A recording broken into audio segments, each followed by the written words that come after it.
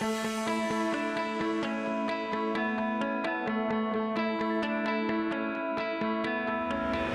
this short video series, we are aiming on attempting and break down the questions that are given in the University of London exam papers.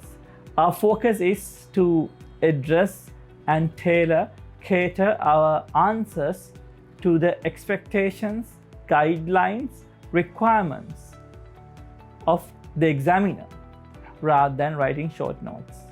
So in this short video series, we will go through certain most commonly repeated questions at the exam at University of London exams for both first year, second and third years, and we will give you a very basic 2 minutes breakdown of these questions. Hopefully these breakdowns will help you to enrich your answers and score well, get a good first classes, second uppers at the exam.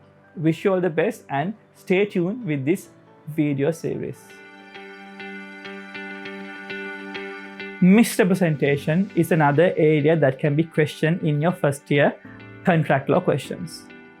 How do you find this misrepresentation question? I strongly suggest to my students to look for the lies, the inaccurate statements in a given problem scenario. Often 2 to 3 inaccurate statements are given in a problem question, so take them out. Discuss whether they are opinions, discuss whether they are statements of intentions, discuss whether they are mere puffs, which often lead not for a misrepresentation result. Misrepresentation often renders a contract to be voidable as opposed to void in mistake. Another very powerful area in misrepresentation is the types of misrepresentation.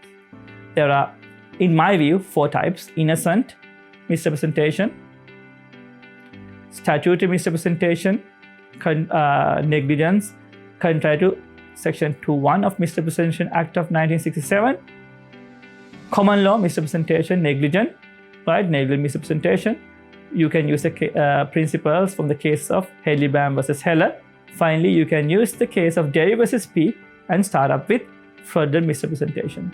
So categorizing these types are important because the categorization will ultimately decide what type of remedy you can get for misrepresentation, whether you can get rescission, whether you can get damages. So any of that can come, right? But what is important in a misrepresentation question is whether you are able to show the misrepresentation, then you show it's induced, right? It attracted you to the contract. That means misrepresentation and induction, which leads to it being actionable. Then you look at the types and you look at the remedy, which are rescission and damages. So that is depend on types. All the best for this question. This is a straightforward area where you can score a lot of marks.